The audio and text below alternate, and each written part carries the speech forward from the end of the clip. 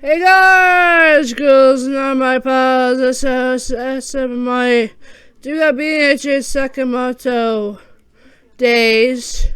This is gonna be Shouta Aizawa x Male Sakamoto rear. This storyteller is going to be training 1A and some training exercises. Hope you guys enjoy. We also got some specials as well. So if you guys enjoyed that, let's go for the short story. Today was in the staff room. He would sit at his desk, type away at his computer. When Shouta walked in, Toei, Sakamoto looked up. Yeah? I need your help with something. Mr. All my has become went home because of a cold. And you want me to train class 1A. Could you do it? Sakamoto looked at him, thought for a moment, and then thought back for training lessons he thought for the kids at 1A. Sure. But why me? Nezu thought it was a good idea for an ex-assassin to teach the class how to become more stronger, as an assassin would. In other words, train them the way I want them to be trained. Not just train them as a hero, but train them as an assassin. Pretty much. Sakamoto looked at everyone's shocked faces. Nezu really wants Sakamoto to teach them. But they smiled and cheered, knowing that All Might's not there to disbar and save Mo from doing it. Alright, fine, I'll do it. They cheered louder. Go Sakamoto-san, Midnight yelled out, smiling at her friend who sighed and shook his head. Alright, I'll get my stuff and I'll be headed to class 1A. If you could take your time so I can burn them with the news. As I was said, watching Sakamoto looks at him. You're burning them with the news because of why? It's nothing. That's just gonna trample on All Might, just so you can teach. Oh, that's why he's not here. He was trampled by Nezu's rage of terror. I get it now. He's not really sick. Pretty much. Sakamoto smiled. I guess that could work for one thing to get me to trade them. Yeah, I know. Toei looked at Shouta, stood up and hugged him. Sorry, love. I guess Nezu really wants to train the assassin way. I guess you're right, Shouta said, smiling smirky at the end. I guess you get to go through hell Nezu's way. I don't care what Nezu thinks of me. I always become the one that trains the kids, even though he decided to hurt All Might for it. So he said, then got back in his chair, sat down and waited for the class to start. Are you sure about this? Midnight said. And Nezu really hurt All Might for you. I'm totally knew Nezu did something. At our tea party, mumbled something about hurting All Might. I just thought he was growing the crazy phase like normal. Didn't know he pulled it off. Tony said to Midnight, who shook her head. You and Nezu, he always wanted an ex-assassin to join his school just to make it more friendly. I'm a pro hero now. I'm not an ex-assassin. Get out of your head, Midnight.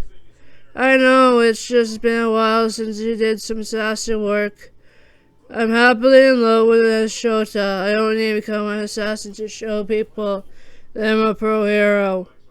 Tony said he'll stand up and walk away. Did I say something wrong? Midnight said, watching as the other heroes looked at her.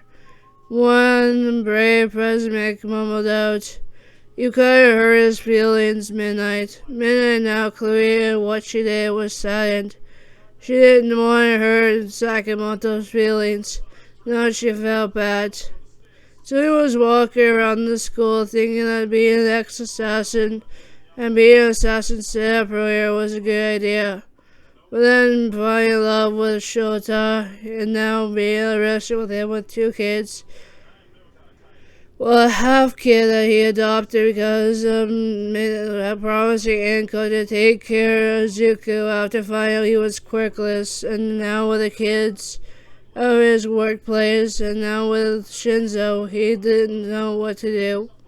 Everyone still thinks he's an assassin, but in reality he's not. He's a pro hero in the shadows, just what Shouta wanted him to be, and the kids as well. So he looked up in the sky through a window. He mumbled to Nana, asking for forgiveness and saying that he was sorry for becoming an assassin, which a feeling on his chest started rubbing off on him. Always praying to the one person that knew he'll be a hero in his own way. He felt a hand graze his shoulder, knowing that she was there.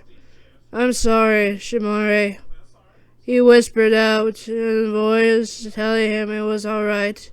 It was not his fault that he became who he is, and that people are scared of him, but someone see the light of him. Sakamoto smiled, and then felt another hand of Jinyan's gracing his shoulder.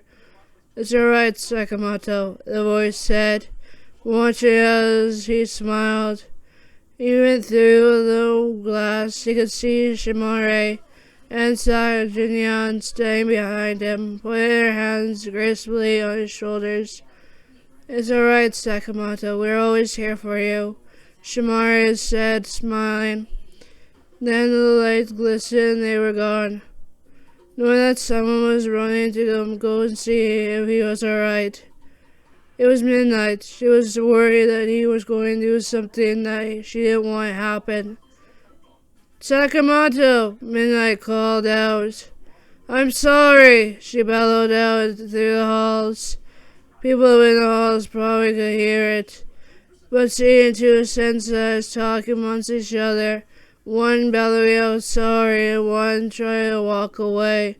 "Wait! Stop!" Midnight yelled out. Sakamoto stopped in his place. He stood there like someone was holding him down. He saw through the window Shimare holding him down. Just let her trust her. She's here to say sorry, Shimare said, and disappeared at the end. Sakamoto stood there, waiting for her to catch up.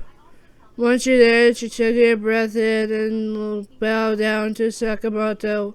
"I'm sorry I called you assassin. I didn't mean to," Midnight said, her body shaking with sadness in her voice. "I'm sorry I did that to you, Sakamoto-san. I didn't know that your feelings would have been hurt." Midnight said, watching Sakamoto turns around, puts his hand the same way Nana and Jinyan would do. "It's all right. You didn't mean to," Sakamoto said, smiling. Midnight raised her head up to see that smile that she loved. See her friend smile like he always did back then. Always feeling happy about something he once loved. "Thank you for apologizing, Midnight, and I'm sorry I ran out like I did." "It's alright, you had the choice to do that. I was hurting your feelings, and I should have stopped there, but I couldn't." "I'm sorry," Midnight said, watching as Tony smiles again. "You weren't doing what you thought was best." Midnight was shocked. Sakamoto never said that, but looking at that, it was true. She was doing what was best, but didn't feel like it would feel good after it. "I'm sorry again," Midnight said, with tears glistening in her eyes. "I'm sorry I said those words to you, Sakamoto. I'm sorry. It's alright, I should head to class now. You should get back to the staff room. I'll talk to you later." Sakamoto turned around, waved to Midnight, and smiled. "I forgive you," he bellowed out, watching as Midnight smiled joyfully and jumped up in the air. "He forgives me, he forgives me, he forgives me," Midnight said happily, walking back to the staff room, a proud smile on her face. Till he finally got to class 1A, a smile still evident on his face. I wonder what the students are going to think of me. He thought in his head, hearing Jinyan say, "Don't worry, they'll understand your concerns. Izuku's already in that classroom. He'll break the barrier for you." Tony smiled. "Thank you, Jinyan."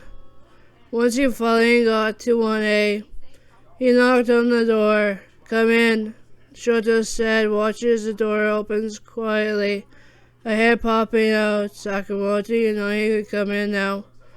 "I know, I'm just a little bit worried." "Worried about what?" "What the students will think of me. They're cool with you being an ex-assassin." "Yes, sir," one of the students bellowed out. "We're told it's cool that you're an ex-assassin." "Alright, I'm coming in," Sakamoto said, walking into the classroom. "Let's get this trained in, aren't we?" Sakamoto said, excited to train them. "Hope you guys enjoy. Peace out here, squad."